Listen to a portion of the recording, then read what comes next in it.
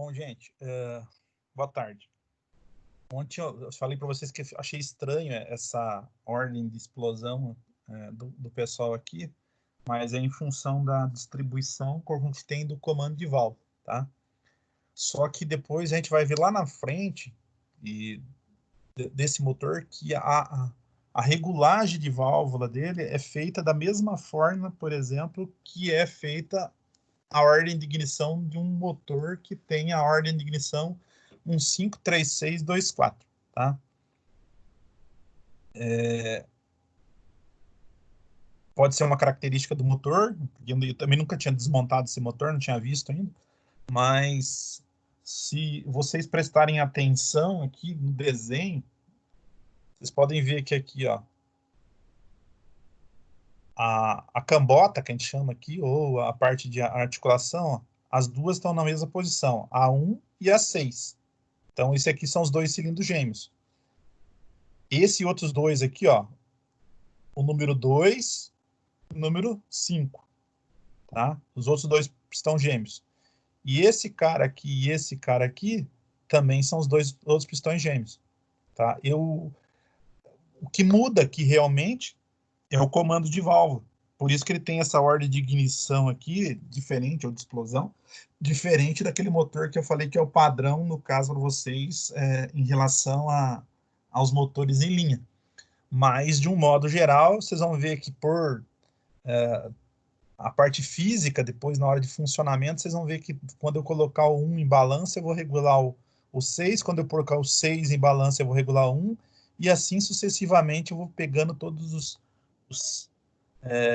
os outros cilindros para poder fazer a regulagem de válvula no caso do motor, tá?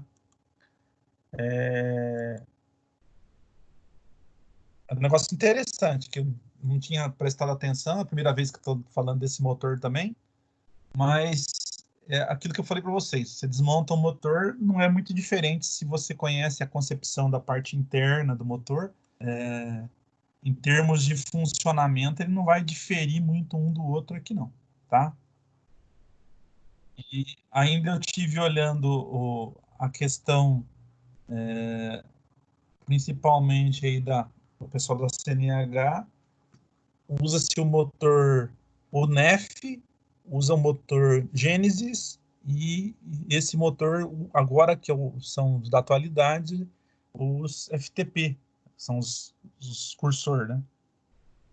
Então, houve aí já uma série de modificações que fizeram, a mesma coisa se eu falar assim para vocês que tem, usando aí na Massey, usava PERX, usava MWM, depois agora estão teve o Sisu e depois o Aquapower, tá? Que é o que está usando na atualidade também. Mas vamos dar uma continuidade aqui. Tem algumas particularidades desse motor que é muito diferente do que a gente viu aí em relação aos outros motores. A gente comentou no modo geral para você a questão dos motores, mas aqui tem algumas coisas interessantes. Então, a dianteira do virabrequim, onde vai fixado, no caso, o nosso damper aqui, né? E depois a gente tem aqui a engrenagem de distribuição, que vai fazer a distribuição mecânica, a parte posterior ou traseira do veículo, ou traseira do motor, quer dizer. Aqui, gente, algumas coisas interessantes também aqui em relação a isso. A gente tem aqui, ó, o bronzinamento. Se o cara falar bronzinamento, falar casquilho para vocês, é a mesma coisa, tá? Os casquilhos do motor. Os casquilhos do motor são as bronzinas que o pessoal tanto fala, tá? Então, a gente tem, além, no caso do bronzinamento, ela tem um jogo de bronzina diferente, que é a arruela de ajuste axial, que é integrado. Isso quer dizer que eu vou ter um kit, no caso, ou um par de casquilho que ele tem rebarbo, ele tem, no caso, um flange lateral para a gente tirar essa folga axial. Aí alguém vai perguntar de vocês, mas para que serve essa folga axial? Então, o motor nenhum pode trabalhar totalmente travado ou sem folga. A gente tem que pensar assim, se na hora que a embreagem for acionada, ela hidráulica ou mecanicamente, o que for, ela vai acabar empurrando, por exemplo, o motor, tá? Vai forçar. Salvaguarde esses sistemas que a gente tem aí, no caso, os power shut ou full power shut, que ele não tem esse deslocamento, mas aí tem a pressão hidráulica ali que vai estar acionando através de uma bomba. E esses caras não tem. Mas se eu pegar um sistema que tenha que acionar aqui o volante, ou a gente tem aqui, sei lá, um damper traseiro lá, então, de um modo geral, vocês vão ver que ele tem uma folga aqui, e essa folga ela permite parte de lubrificação no caso desse conjunto. E também a questão de dilatação térmica. Se não tiver essa folga, vai chegar um ponto que vai travar esse conjunto aí, tá? Aqui ele fala seleção por classe de espessura na primeira montagem. Isso quer dizer que é válido isso quando o motor é standard, original. A partir do momento que o motor se desgastou e eu preciso fazer a primeira, no caso, retífica, isso e aquilo, vai tudo por água abaixo essa questão aqui, no caso, seleção por classe. Porque quando a gente fala seleção de classe, quando é um motor original de fábrica, às vezes ele pode ser classificado por número, 1, 2, 3, 4, 5, ou A, B, C, D. Aí depende, no caso, o que a montadora faz.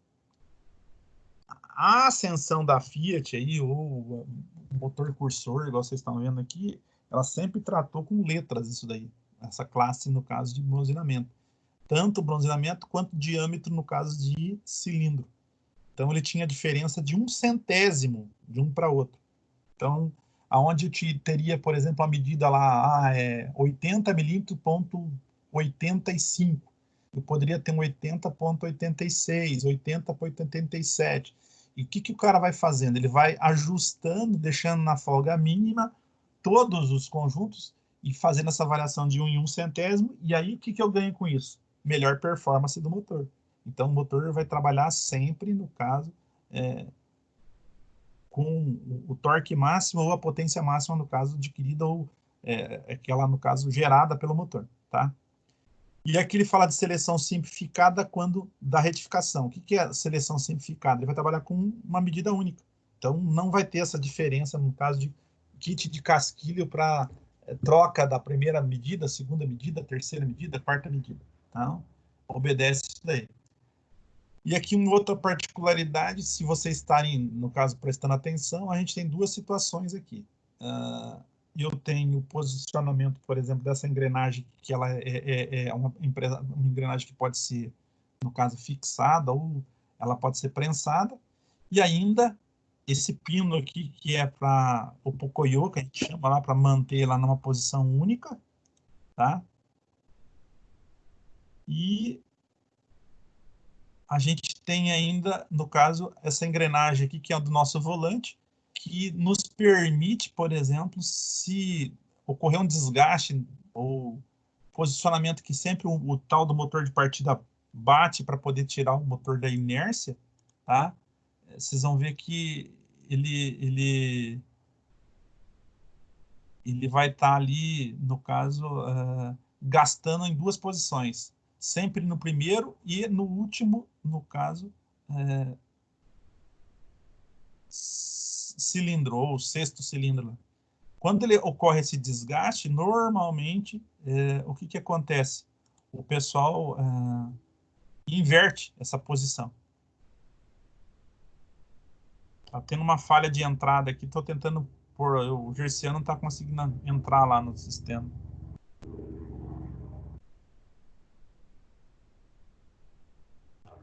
Então, essa daqui é a mesma coisa que eu pegar e dar um giro de 180 graus e prensar ela novamente. Mas como é que eu falo para prensar? Como é que eu vou ter uma prensa que pega, no caso, o tamanho do volante desse inteiro? O que o pessoal faz? Ele aquece esse aro aqui, ou essa engrenagem, aumenta o tamanho dela e coloca lá no lugar. Depois que ele resfriar, ele vai travar e segurar, porque ele vai ter uma interferência mais alta. como ele é mais fino, ele aquece muito mais rápido. Então, ele dilata mais e acaba travando aqui depois desse sistema, no caso, no lugar. Tá?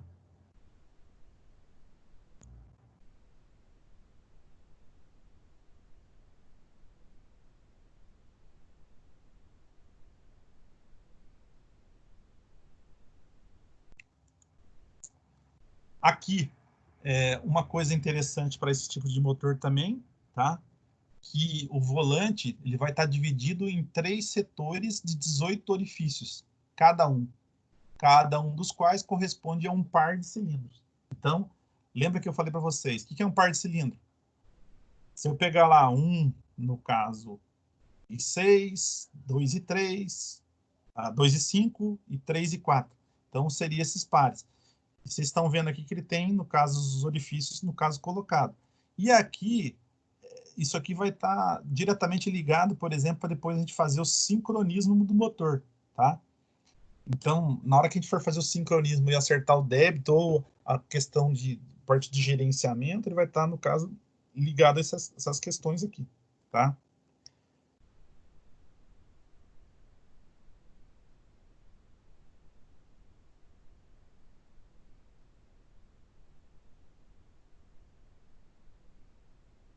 Eduardo, faz um favor para mim, manda um WhatsApp pro Gercian, ele tá tentando aqui, não sei o que tá acontecendo, se ele tá no celular, o que que é.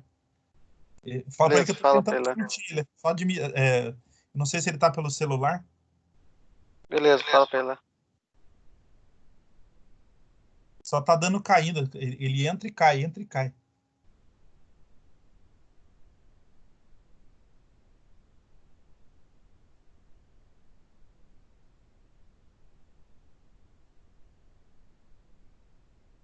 Então ele tem aqui as marcações A, B e C, orifícios correspondentes ao PMS dos 3 pares do cilindro. O que é PMS? É o ponto morto superior, no caso, daqueles pares. Então, é quando o pistão está totalmente em cima, observando-se através da janela de inspeção inferior. Então, nós vamos ter, no caso, uma condição ou uma posição em que eu vou ter como estar verificando isso, tá? E aí, em relação a isso daquilo, então, os 3 pares eu posso estar verificando dessa forma. A marcação, no caso D aqui, ó, 2 orifícios, tá? Se utiliza para a colocação da fase da roda fônica da árvore de distribuição. Isso quer dizer o quê? Quando a gente falar que vai fasar o motor, ele vai ter que achar o primeiro cilindro que vai entrar em explosão. Então, através, no caso, desse conjunto aqui, ele vai ser possível, no caso, da gente identificar o primeiro cilindro, tá? Então, a marcação de 2 orifícios se utiliza para a colocação em fase da roda fônica da árvore de distribuição, pode ser observada pela janela de inspeção inferior. Então, esse posicionamento que a gente está vendo aqui, ó, se for aparecendo só um aqui, ó, em cada um, eu estou identificando o ponto morto superior, no caso, daqueles pares de cilindros, tá? Se vocês fizerem uma analogia, gente, ó, prestem atenção. Se eu pegar esse A aqui e traçar, no caso, uma linha até o centro, traçar do C até o centro e traçar do C, do B até o centro, vocês vão ver que ele fez uma angulação entre A, B e C de aproximadamente 120 graus cada um. Então, se eu somar os 120 graus, vai dar 360. Em cada 2 voltas, em cada letra dessa que vocês estão vendo aqui, ele está acontecendo, no caso, entre A, B e C, o posicionamento, por exemplo, dos cilindros. Então, se eu pegasse aqui o oposto ao número 1, por exemplo, seria, por exemplo, aqui o número 6. Então, 1 e 6 aqui, depois eu teria que ver quanto que dá o B aqui, qual que é a seleção, porque esse motor trabalha ao contrário do comando, né? E o C, mesma coisa. E esse posicionamento do D aqui, que é a parte que ele está mostrando aqui, é a posição, para mim, no caso, achar a fasagem do primeiro cilindro, na verdade, aqui, tá? Para começar a fazer o débito, no caso de injeção.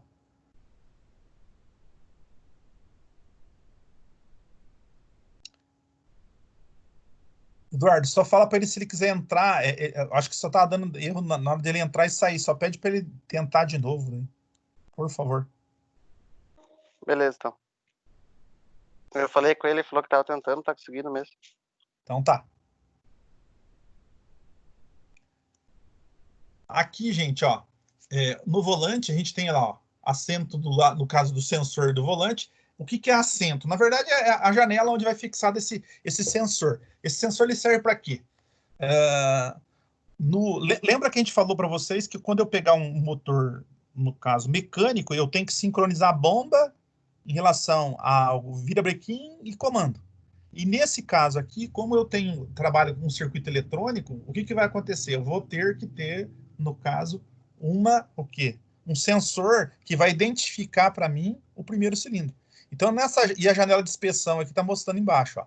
E através da janela de inspeção, você observa o posicionamento do volante do motor nas várias modalidades previstas para os ajustes. Então, se eu precisar, no caso, fazer ajuste do motor, eu tenho que estar vendo essa variação aqui, que às vezes eu vou ter que deitar lá embaixo do próprio trator para estar verificando isso, quando eu precisar fazer alguma averiguação no sistema de gerenciamento, principalmente, tá?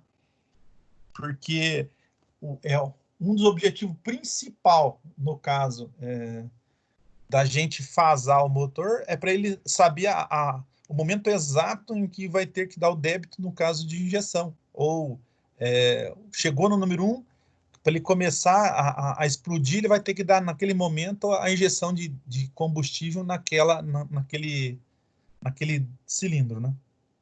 E aí, a partir daí, ele faz a ordem de ignição prevista lá pelo fabricante. Que nesse caso aqui, a gente falou lá que era essa ordem aqui, 142635, tá? Essa é a ordem de queima, no caso desse motor. Aqui mais uma particularidade para esse motor, ele tem uma angulação, no caso do colo, vocês estão vendo aqui que ele não é reto. Existe, por exemplo, motores que isso aqui é reto. Os 6 cilindros, particularmente por causa do comprimento e o formato que ele tem, que no caso trabalhar, ele tem esse formato que vocês estão vendo aqui, é uma angulação da cabeça, no caso da minha biela, em relação ao pé aqui vai ter uma angulação, no caso, diferente. Nesse caso aqui, se a gente pegar aqui, ó, ela está descendo aqui central, a 90 graus, ela está dando uma angulação de 45, aproximadamente. E existem modelos de motores que isso é 30 graus também, gente. Aí depende muito, no caso, de motor para motor. Quando eu quero fazer uma alteração, por exemplo, de quantidade volumétrica, no caso aspirado, eles podem alterar esse posicionamento e mudar o curso do pistão, tá? Aqui, ela está falando que ela é feita em ferro forjado, de corte oblíquo, separação à base da biela por sistema fraturado. Então, essa biela, no caso, que é usada nesse motor, no caso que vocês mexem, ele não é mais usinado, gente. Isso quer dizer que, por exemplo, o cara, ele não chega aqui e corta, por exemplo, com uma ferramenta e acerta ela certinho. O que o cara faz? Ele compra essa peça inteira, do jeito que está aqui, sem os parafusos, o que ele faz aqui? Ele leva até uma morsa, fixa ela nessa parte maior aqui e bate com o martelo. O que vai acontecer? Vai ocorrer uma ruptura, no caso, entre a capa, que é essa parte de cima aqui, e a biela, no caso propriamente dito, tá? E aí o que vai acontecer? Ela vai acertar toda irregular, só que nunca vocês vão poder, por exemplo, trocar a posição, no caso dessa capa aqui ou dessa parte de fixação com outra biela. Porque vai existir, no caso, uma posição única, porque aquele quebrado, nunca mais na vida eu vou quebrar e vai ficar mesmo o quebrado, no caso, no material igual em outro. Até então, nos motores anteriores que a gente tinha antigamente, o que acontecia? Os caras usinavam isso daí. Então, quando tinha algum problema, o cara podia lá mandar usinar e acertar. Esse aqui, se tiver algum problema na biela, gente, na biela que rodou, por exemplo, uma bronzina ou ela azulou alguma coisa, eu tenho que obrigatoriamente trocar essa biela. E isso garante o que para mim, no caso, quando eu uso esse processo de craqueamento ou fraturado?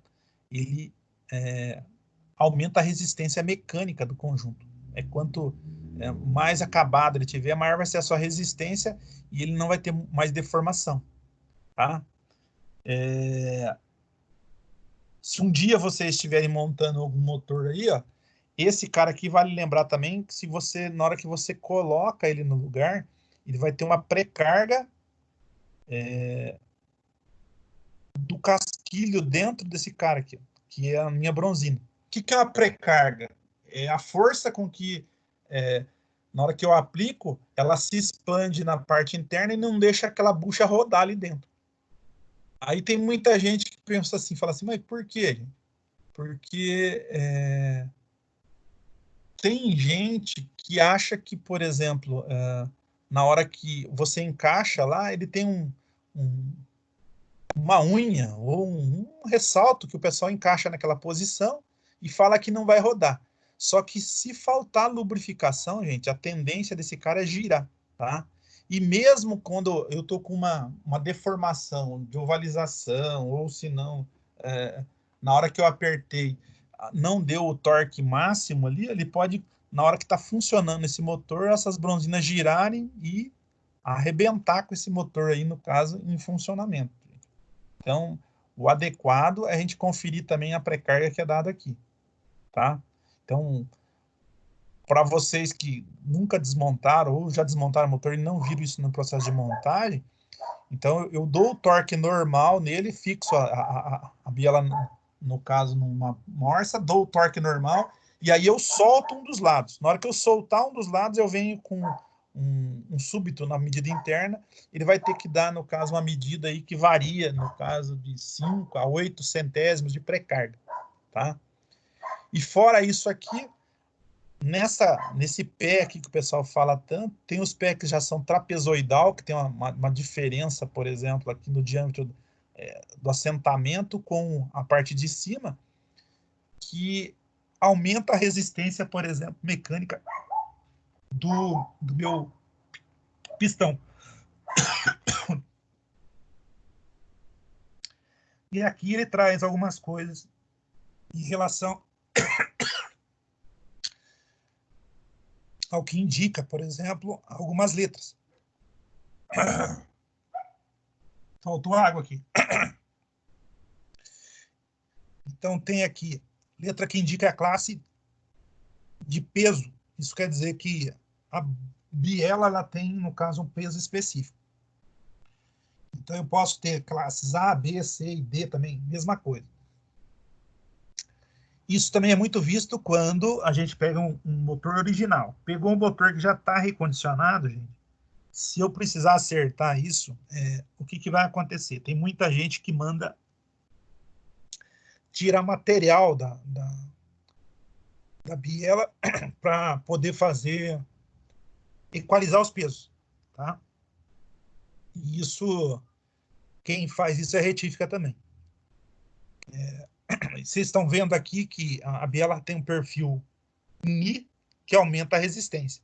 Tem muita gente que fura, que tira material da lateral para poder, no caso, acertar e equilibrar esse peso entre um e outro em conjunto. Se vocês tiverem diferença de peso, o que pode acontecer? Aumentar, no caso, vibração na hora de funcionamento do motor em marcha lenta, tá? Isso é um problema que pode acontecer. Aqui também ele fala que o número 2 aqui indica a classe de seleção para o bronzinamento, também que pode ser com diferenças quando ele é normatizado ou é diferente, no caso, quando ele é standard, depois vai ser uma medida padrão também, porque você não vai comprar, por exemplo, um kit de bronzina, depois você vai ter que comprar 5 kits de bronzina para montar o motor. Então você compra ele todo, ele, no caso, padronizado e coloca aquilo lá para funcionar, não mais com medida A, B, C e D, diferente, né? Então, não é objetivo depois que você faça motor. Um dos critérios que o pessoal já utiliza dessa forma aí, gente, já é, no caso, aumentar a resistência mecânica e aumentar a durabilidade de cada motor, tá? Em função disso daí.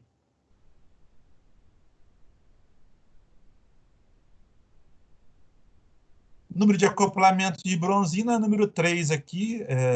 O que é acoplamento? Para a gente não inverter, ou você vai pegar, desmonta as bronzinas, posso tirar tudo para lavar, e na hora que eu for tirar, eu tenho o casal, que sempre vai ser aquele que eu vou ter que montar. Se eu inverter e apertar, eu vou danificar duas bielas, não uma só.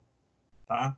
Então, o adequado que na hora que o cara estiver montando isso, ficar tentando para isso aqui. Então, se ele tem esses números de acoplamento, são os números, no caso, que uma acasala com a outra aqui, para não haver esse problema no caso de troca desse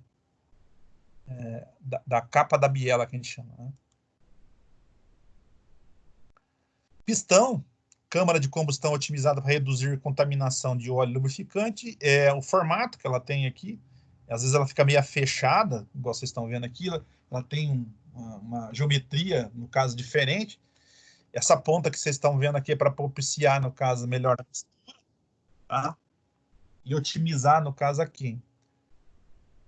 Lubrificação e resfriamento com óleo por jato dirigido nas câmaras internas. O que é isso? Depois eu tenho um negócio que eu vou mostrar para vocês em relação a esse motor. Ele tem os jet cooler. Já ouviram falar nisso lá? Alguém já falou isso, alguma coisa para vocês lá na oficina ou não? Jet cooler do motor? Já ouvi falar já, professor, mas não me recordo o que é. Então, o jet cooler é como se eu tivesse... Não é uma torneira, é um jato que a gente vai, no caso, direcionar para a parte inferior do pistão. Porque na cabeça do pistão, gente, ele vai estar lá, dependendo a circunstância de funcionamento, em torno de 700 até 800 graus centígrados. Quando ele dá o pico, ele chega até 2000. Só que é pico, isso não quer dizer que ele vai ficar trabalhando com essa temperatura. Então, o óleo, tá? Das funções dele de ter esse jet cooler é justamente direcionar esse cara para troca de calor. Quando a gente fala de troca de calor, o que ele vai fazer? Ele vai, no caso, diminuir a temperatura do óleo, diminuir a temperatura do óleo, não, da cabeça do pistão, e diminui a dilatação. Quando diminui a dilatação, diminui, no caso, o atrito.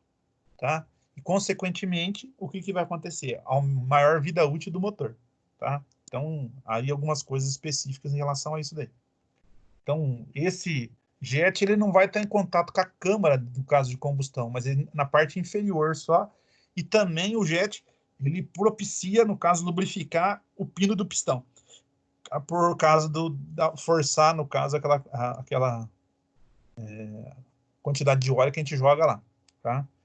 Constituição, no caso de alumínio, ou liga, no caso, geralmente não é só alumínio, porque o alumínio ele tem uma dilatação térmica muito alta, então eles misturam um monte de material metálico que propicia, no caso, deixar mais leve e tem uma resistência alta. Tá? Se vocês começarem a desmontar motores que têm, no caso, uma grande capacidade ou tem potência muito alta, o pessoal está, no caso, trocando esses pistões aqui que eram de liga de alumínio por pistões forjados, tá? Para, no caso, ter, no caso, maior vida útil, tá? E em função também, no caso, da potência gerada, porque um pistão desse ia deformar com muita facilidade se ele fosse de liga, tá?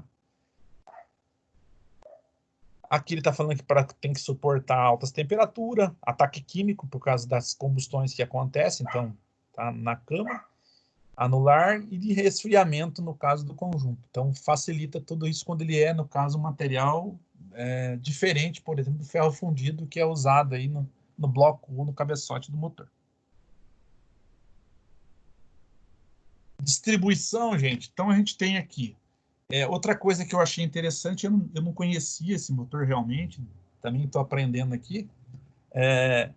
Esse motor, o comando de válvula dele fica no cabeçote. Tá? E o mais interessante, o comando de válvula dele não faz só a abertura de válvula, ele faz a pressurização dos elementos do sistema de injeção.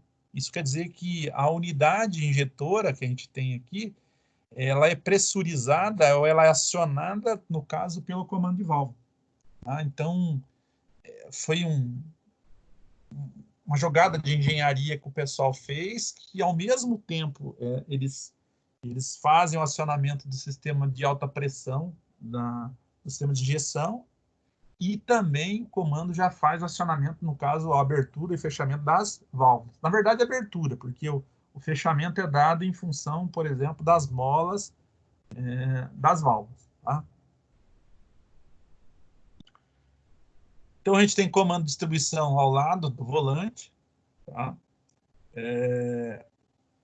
Disposição, no caso das engrenagens, do lado do volante, ou comando de distribuição, que eles falam, é todo esse conjunto. Então, a gente tem um acionamento que é o macro aqui, que seria o virabrequim, que ele recebe, no caso, as explosões lá pelo pistão, transforma esse movimento linear, que é do pistão, em radial, e na hora que ele der esse movimento radial, que é circunferencial, ele vai começar a transmitir para as engrenagens, e a engrenagem vai começar a transmitir para onde? Para o comando. Então, a relação que a gente vai ter que dar 2 voltas no virabrequim para 1 volta no comando, tá? Para chegar lá e fazer a função ou os tempos motor, no caso desse motor aqui. Aqui, uma coisa interessante que ele fala aqui, ó, não existe ponto de referência para colocar o motor em fase de trabalho. Por que que não existe isso? Isso é um motor eletrônico, gente. O que nós falamos que tinha um sensor de fase. Então, através daquele sensor de fase, ele identifica o primeiro. Só que eu teria que ter, no caso, um elemento ou uma parte mecânica que vai identificar para mim qual que é o primeiro cilindro, tá? Ou a fase do motor. Então, nesse caso aqui, por isso que ele fala que não existe ponto. Então, aquele negócio que a gente fazia antigamente, um pontinho com 2 pontinhos, letra A com letra A, letra B com letra B, letra C com letra D. Então, não existe isso nesse motor. Então, a gente tem que verificar aqui o posicionamento, acertar algumas folgas que a gente vai ver lá na frente que nesse motor tem que ser visto, tá? E depois, o sincronismo motor, ele vai ser feito em função, por exemplo, do sensor de fase. E um sensor de rotação, que identifica quando o motor entra em funcionamento ou em giro, tá? Então, tem 2 funções aí que a gente vai estar tendo que ver em relação a isso aí. Então, a gente tem aqui a engrenagem da árvore de válvulas, ou do comando de válvulas. Engrenagem intermediária superior possui ajuste. Essa engrenagem a gente vai ter que ver aqui para a gente acertar a folga entre dentes, tá? Porque ela não pode ficar nem presa e nem muito solta, senão ela vai gerar ruído. Engrenagem intermediária inferior, que aqui é a letra C. Engrenagem, no caso, do virabrequim. Então, a gente tem aqui uma conexão aqui fora da outra, aqui, então, para translação aqui, as engrenagens. A D é a engrenagem do virabrequim. E a bomba de óleo aqui, ela é tocada aqui pelo próprio engrenagem do virabrequim. Então, a bomba está acoplada aqui para poder fazer o acionamento do conjunto. Essa bomba ela pode ser de rotor ou de engrenagem lá dentro. Aí depende, no caso, lá, a gente está vendo lá como é que ela é por dentro, no caso do conjunto. E o que eu havia falado para vocês, não existe, por exemplo, uma ordem, uma técnica que o pessoal vai fazer, por exemplo, para desmontar a parte do motor inteiro. Então, na verdade, você tira ele do local, tá, onde ele fica assentado ou ele fica fixado. Depois, tem muita gente que tira os agregados que vão às partes externas ou que fazem parte de todos os outros sistemas. E depois, logo em seguida, o pessoal já tira o quê? O cabeçote. Tá? É um elemento que a gente pode, no caso, fazer. Retificar. Então, de repente, o teu motor lá está queimando óleo e você fala que não é anéis, mas é retentor de válvula. Então, eu tiro o cabeçote aqui e mando fazer cabeçote. O motor está soprando. Pode ser assentamento de válvula. Então, vou ter que, no caso, tirar, por exemplo, o cabeçote também e já verifico. Quando a gente tira cabeçote, vocês têm acesso, por exemplo, ao cilindro. E vocês tendo acesso ao cilindro, fica mais fácil de eu detectar que se ele está com um desgaste excessivo, se ele está riscado. Se eu tiver riscado, por exemplo, na vertical, Tá? Normalmente, quando eu tenho risco na vertical dentro do cilindro, é sinal que eu tenho anel quebrado. Tá? Ou parou sujeira entre, no caso, a canaleta do anel e o pistão. E aí fez esse risco. E dependendo da profundidade que a gente tem desse risco, pode ser um local onde vai passar óleo e começar a queimar. Tá? Aí depende muito de motor para motor essa questão. E o tipo de utilização que o pessoal fez. Ajuste da distribuição. Então, nós vamos ter aqui algumas coisas que tem que, no caso, ser calibrado. Então, eu falei para vocês, esse cara aqui nós vamos estar regulando. Então, a gente tem aqui, ó, ajuste da distribuição. A posição correta da biela ajustável, que é essa aqui que a gente está vendo, número 1, se determina com gabarito para fazer a calibração específica. Então, existe uma ferramenta que a gente vai estar utilizando, tá? Para assegurar uma folga correta entre dentes de 7 a 19 centésimos. Tá. Aí, se alguém me perguntar assim, professor, e se eu deixar enforcado, o que vai fazer? O que é enforcado? Sem folga. Quando eu deixo enforcado sem folga, ele gera ruído e um desgaste excessivo. Tá? Então, tem que tomar cuidado em relação a isso. Dentro desse parâmetro de 7 até 19, não vai influenciar em ruído externo. Mas vamos supor que o cara, na hora que ele foi regular lá, ele não usou a ferramenta, ultrapassou esses 19, pôs lá uns 25, tá? 28, 30, sei lá, centésimo de folga. Ele vai gerar um novo ruído no motor que não é o normal. Por quê? Vai ser a batida do dente em relação, no caso, a tracionar. Tá? Então, na hora que eu tiver em altas rotações, ele vai começar a gerar uma ressonância diferente do funcionamento normal. Então, enforcar, ele pode gerar ruído e desgaste acentuado, tá? E geralmente quando a gente deixa enforcado, é como se tivesse faltando lubrificação. Ele começa, no caso, trabalhar seco, porque ele quebra a molécula do lubrificante e aí começa a pegar ferro com ferro. Então, é uma situação que não é muito legal. Então, nesse caso, de 7 a 19. De 7 a 19, a gente vai ter uma diferença, no caso, 3, 9 são 12.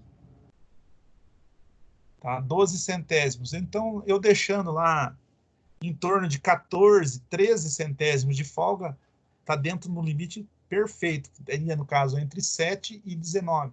Então, eu teria uma folga aí mediana entre as duas e garantiria, no caso, aí um funcionamento suave, tá? Uma lubrificação adequada, um amortecimento, no caso das batidas, porque o óleo vai estar no meio, né? Então, vale lembrar isso aí que tem que ser, no caso, verificado. E aí, está colocando aqui que o valor está prescrito e será sempre mantido entre a engrenagem intermediária e a árvore de válvula na tampa de válvulas. Então, ele mostra ali como é que vocês vão ter que fazer isso. Então, ele tem no comando de distribuição, está lá, a biela ajustável, engrenagem intermediária, parafuso de fixação e bomba de óleo lubrificante ali no caso do conjunto. O virabrequim não muda de posição, gente. Então, esse sem chance, no caso do cara falar que vai mudar aí posicionamento de virabrequim. Ele fica fixo, a não ser que eu esteja com muita folga, por exemplo, em mancal, alguma coisa assim, que daí vai mudar essa posição. E aqui corre um risco, gente. Quando a gente fala de engrenamentos direto, igual a gente está vendo aqui com engrenagens, se vocês fizerem um rebaixamento, por exemplo, do cabeçote, ou um rebaixamento de bloco, vai alterar toda essa folga aqui. Então, vocês vão ter que estar corrigindo essa questão aí toda vez que for fazer essa montagem, tá? Seja ela sem, no caso, planar cabeçote ou sem planar bloco, vocês vão ter que estar verificando isso daí. Mas eu ouvi hoje eu tive numa reunião lá na Tatornil com o pessoal, a gerência de vocês lá, falaram muito bem do serviço de vocês, e aí ele estava falando também a questão do motor, que diz que o motor hoje se mexe muito pouco para o pessoal que trabalha aí na agricultura. Tá? Tem aí alguma das concessionárias que nem fazem motor, muito pouco, faz a parte externa e algumas coisas assim, agora tiver que abrir motor e fazer, às vezes manda para retificadora. Eu não sei se, ó, quer ver, ó, a Dalto lá na Case faz motor, né?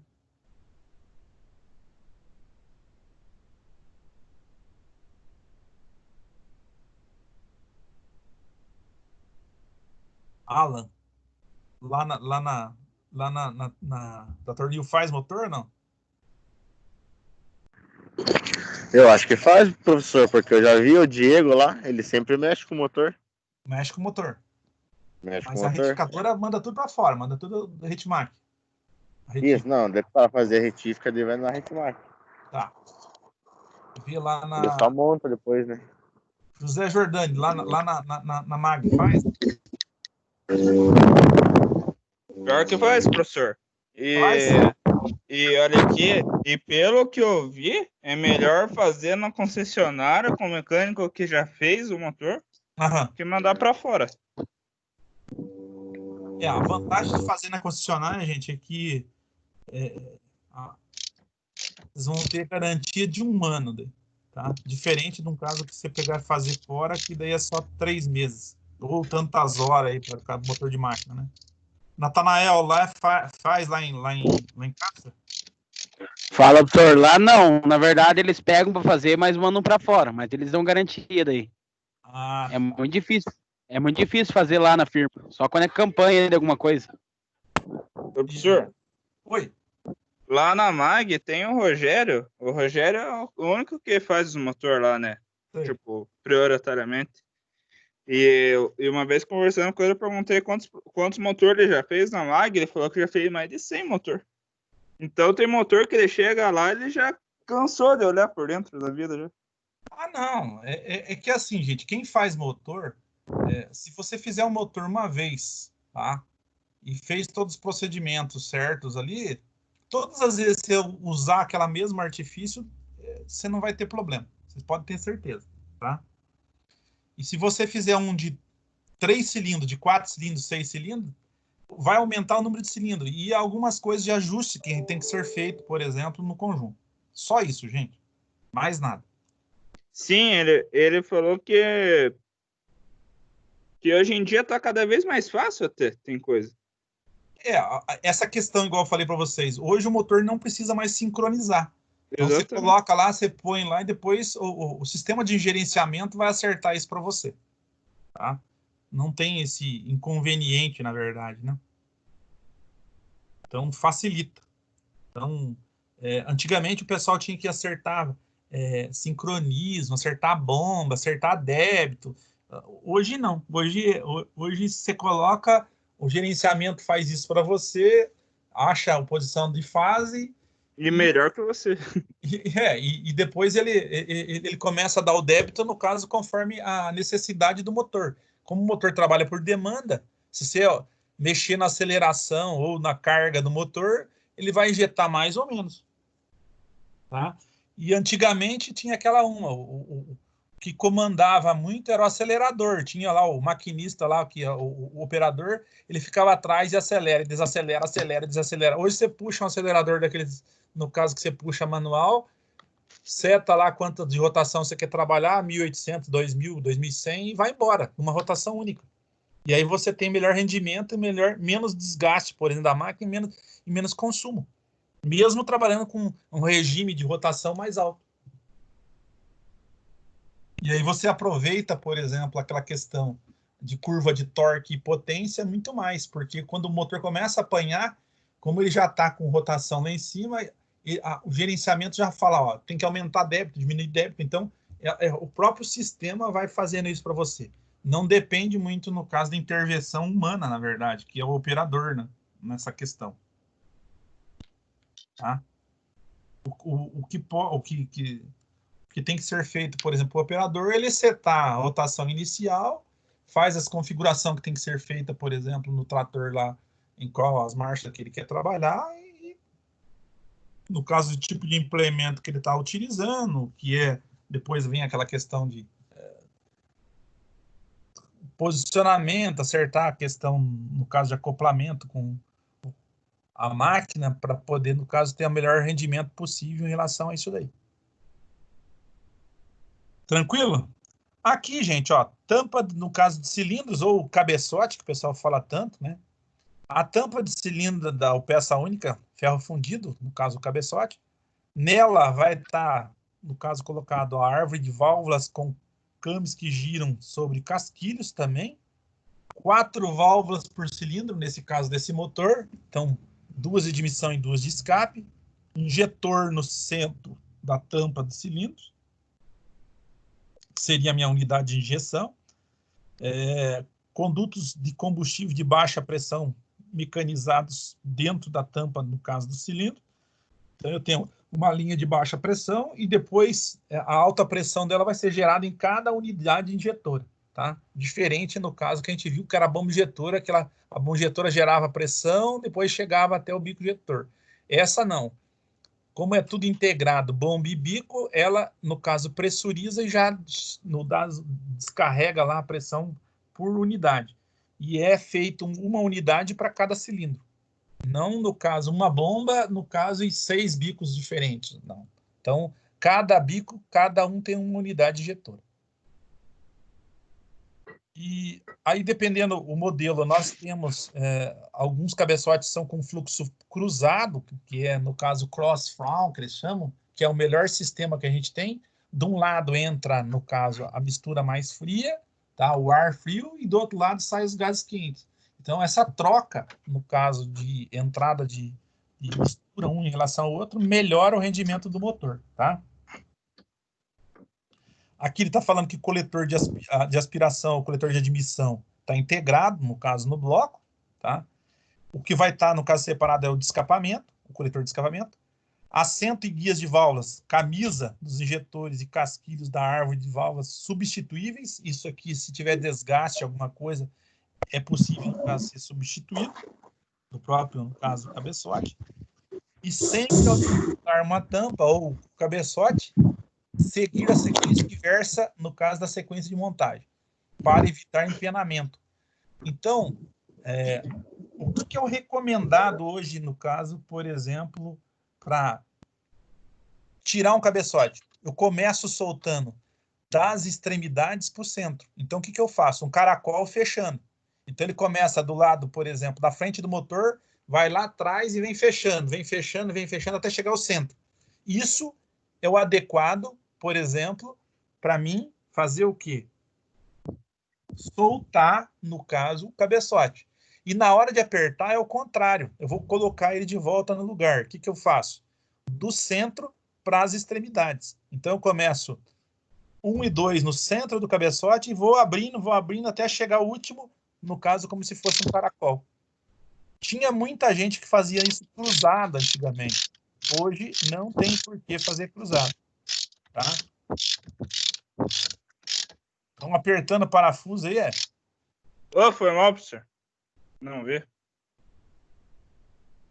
Lubrificação forçada. Isso quer dizer que a lubrificação da parte inferior do motor é mandada, ou vem lubrificar aqui comando e as partes móveis do cabeçote, tudo via pressão, no caso, gerada pela bomba de óleo, tá? Aqui, gente, ó, só para a gente, no caso, ver aqui, ó, eixo do comando de válvulas.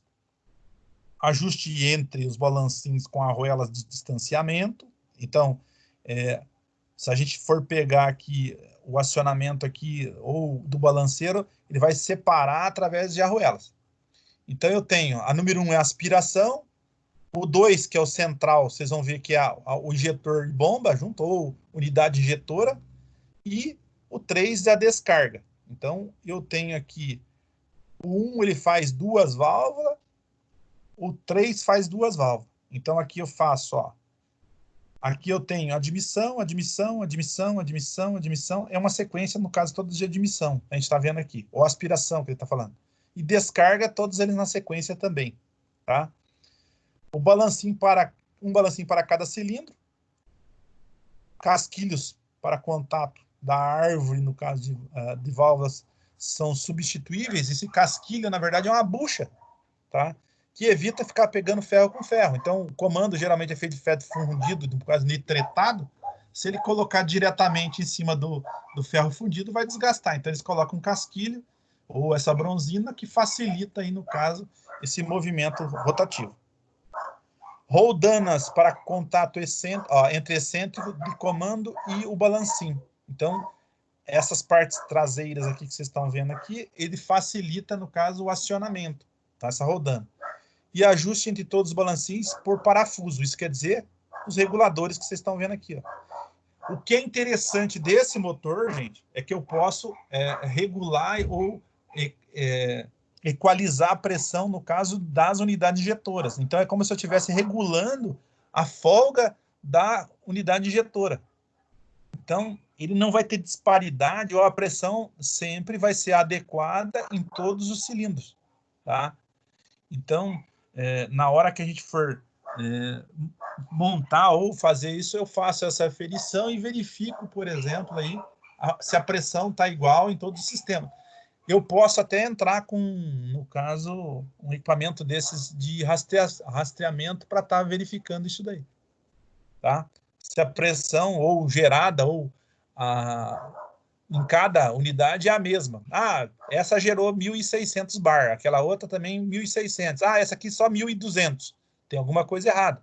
Pode ser um fator de ter que fazer um reparo naquela unidade injetora, tá? O posicionamento, então, ó, comando de válvulas de aspiração. A fotografia que ela não foi, no caso, ou o desenho não foi assim muito... não conseguiu outra coisa, não é uma foto, mas ele está mostrando aqui, ó, aqui tem um came, tá? E ele está no momento, no caso de aspiração, que ele está terminando ali e vai fazer o acionamento, no caso de uma das válvulas de admissão. Aí ele tem a parte de descarga, tá fora da posição, é outro came que vai estar acionando as válvulas de escape. E a do injetor, que é a nossa unidade e bico junto. Então, ele tem um comando elétrico e mais um comando mecânico para gerar a parte de pressão. E aí a gente tem, no caso, as duas funções trabalhando junto. Então, eu tenho um comando elétrico para diminuir, em função desse solenoide aqui, que auxilia na abertura, no caso, da unidade de bico injetor. Tá? Isso aqui é válido não só para um motor eletrônico, mas como os motores mecânicos também. A gente tem aí que os injetores, eles não conversam muito, por exemplo, com a água. A água ela tem, no caso, a viscosidade diferente do óleo diesel. Então, se eu tiver água aqui, o H2O, vocês vão ver que ela vai começar a deteriorar o quê? O elemento, no caso, do bico. Então, ele vai fazer como se fosse uma cavidade, um anel, e vai começar a gotejar, em vez de, no caso, injetar esse combustível aqui. Aqui eles estão falando que, ó, toda vez que eu tirar a unidade, eu tenho que substituir sempre os 3 anéis que estão mostrando aqui, ó, evidenciados, 1, 2 e 3, são anéis de vedação. Lembre-se que o sistema de injeção não tolera água, pois ela danifica os elementos injetores. Isso quer dizer, ela não tem, no caso, uma lubrificação e ela também não serve como um amortecedor e acaba danificando aí, por exemplo, o elemento do injetor.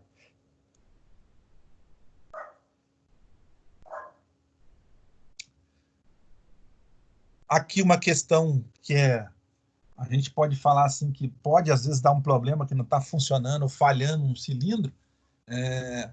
Essa questão, por exemplo, a gente fala da parte elétrica. Isolar esse cara aqui por deixar solto, vibração, alguma coisa, e aí deixa, no caso, de funcionar perfeitamente, a gente tem uma falha, no caso, elétrica e não é uma falha mecânica. Porque quando a gente não tem esse pulso elétrico aqui, ele vai ter deficiência, por exemplo, da abertura, no caso do bico. E aí o que vai acontecer? Pode estar falhando um cilindro, tá?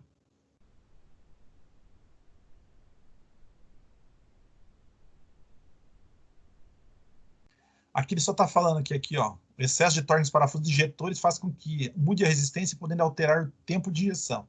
Tá? Então, tem que ser aí com uma ferramenta, no caso, correta. As abraçadeiras de fixação, chave dinamométrica para aperto, chave dinamométrica para terminais do cabo, chicote de injetores. Atenção, ao montar o chicote não modifique a ordem de ignição, porque senão vai alterar toda aquela ordem que a gente falou para vocês, tá? Importância, o correto aperto dos conectores elétricos. A cada desmontagem do cabeçote é necessário que o novo ajuste de válvulas e nova pré-carga dos elementos injetores seja feita. Então, para mim deixar a pré-carga, no caso, equalizada, e também a regulagem de válvula, evitar, por exemplo, ficar costurando aí o motor, tá? E um resultado disso é ressonância. O motor vai ficar, parece que está batendo tudo. Então, não é o adequado.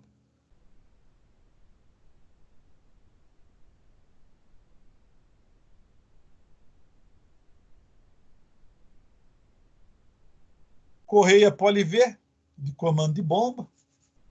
Tá? A gente já havia comentado alguma coisa. Tem tensor aqui, ó. Isso aqui dá muito problema porque ele fica exposto. O rolamento acaba danificando e a rotação é muito alta porque o tamanho é menor e a rotação, no caso da parte de baixo, é maior. Então, começa a multiplicar a rotação e estraga muito fácil esses rolamentos. Tá? E gera ruído. Tá?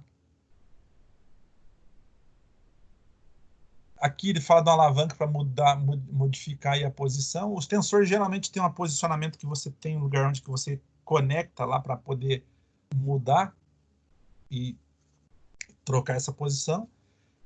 Geralmente toca aí os acessórios, bomba d'água, ar-condicionado, alternador, tá? Então tudo por esse sistema. Então, tomar cuidado em relação a isso daí.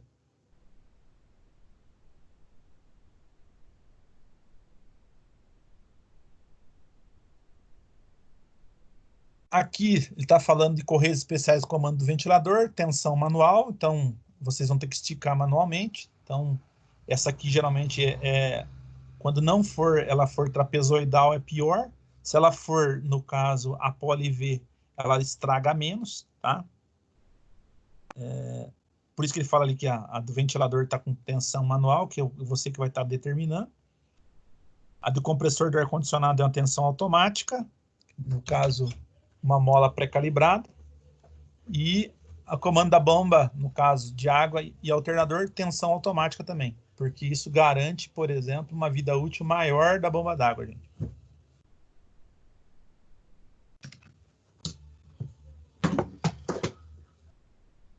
Gente, vamos parar por aqui então, tá? Depois a gente dá a sequência, a gente tem mais uma ou duas aulas para a gente estar comentando essas questões do motor. A gente vai voltar a falar a parte de gerenciamento. O gerenciamento tem muita coisa para ser visto. E é uma coisinha que às vezes pega bastante, porque às vezes você vai lá, o motor está falhando, só um probleminha, no caso, elétrico, ou um probleminha de alimentação, isso é fácil de resolver, tá? Alguma dúvida? Tranquilo, professor? Tranquilo? Uhum. Tranquilo. Bom final de tarde para vocês, gente. E se cuidem. Valeu, professor. Igualmente. Até mais. Até mais. Falou. Oh. Falou. Beleza, professor. Valeu, até mais. Até mais.